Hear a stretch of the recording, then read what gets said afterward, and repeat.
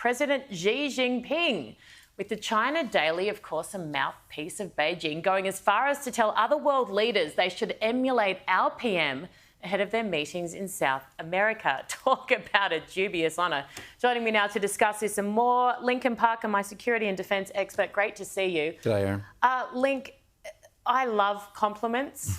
I'm in television. I'm deeply insecure. I have a healthy ego. This is one that I'd pass on. Look, it's really bad. It looks terrible and it appears to the public, and look, I don't know if this is true, but it could be, it appears as though the Chinese Communist Party are pulling the strings like a puppet master, making our Prime Minister dance to their tune when our Prime Minister ought to be dancing to the Australian people's tune and doing what is right for Australia as opposed to what is right for Communist China and Xi Jinping. And he's just been called out and given this accolade by the world's largest dictator, showing him up essentially for being, you know, what it looks like a puppet. Bullies don't like to work with people who push back, who stand up, who don't accept their behaviour. They love working with people who do. And I'll leave it there. Solomon Islands, I cannot believe what I'm reading. Oh, it's just shocking, and we've been talking about this for years. And now, thanks to Prime Minister Albanese and Foreign Minister Penny Wong, the Pacific Islands are infested with Chinese communists and their influence and their control over many governments, but even down to provincial governments like the largest province in Solomon Islands being Malaita, which was headed up by a man that I have met and whom I know, Daniel Sudani. I mean, he's been imprisoned. And now we have left him swinging in the wind. We're not even allowing him to meet with the Australian High Commissioner in the Solomon Islands. I just don't understand what we are doing. It is a disaster.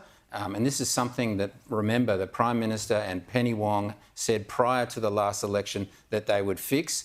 Not only have they not fixed it, but they have put their accelerator on hard to make it even worse, and our national security is affected even more worse than it was before. A couple of things.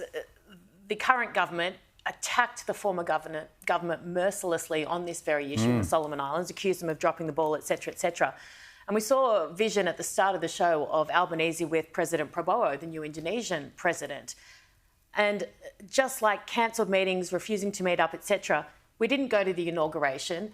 A week out, the Indonesian press was still under the impression that Albanese was going to be there. It's just little things that say to people, you don't matter enough to us to get it right, to show you some respect. And I'd like to give a shout out to the US Congress China Select Committee, that if it wasn't for them, we wouldn't even know about what's going on in the Solomon Islands. It was them that called it out because the Australian government has been silent. Yeah, it's interesting. I was talking to a couple of people who are heavily involved in the US in the national security sphere, and one of them made the remark that they're meant to rely on Australia for intel-info relationships in the Pacific, and it's not going so well now. And I said, yeah, thanks, Scoop. What else is going on? Anything? What is your reaction? I wanted to ask you to some of the appointments that Trump has announced. Well, look, I know that the left-wing media and the legacy media are making a lot of it, but certainly Pete Hegseth to head up Secretary of Defence is a fantastic choice. He's he's a combat veteran. He's got 2 Bronze Stars. You know, he's highly intelligent, was educated at Princeton and Harvard. And wrote a great book about eliminating wokeness out of the military, which, totally. That alone.